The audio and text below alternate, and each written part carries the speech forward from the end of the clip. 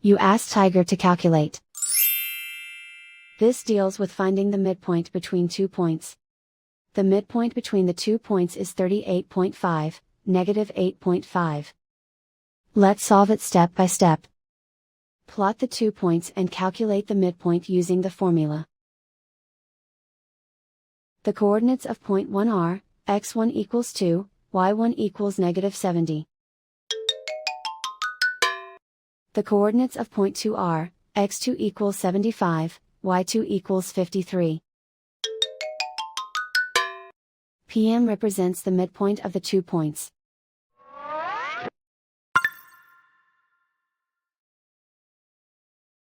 Use the x values in the midpoint formula to find the midpoints x. x1 equals 2.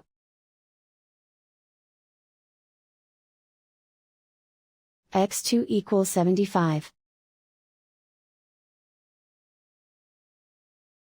Simplify the arithmetic.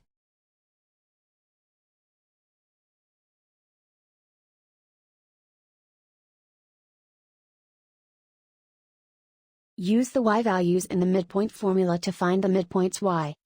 y1 equals negative 70. y2 equals 53. Simplify the arithmetic.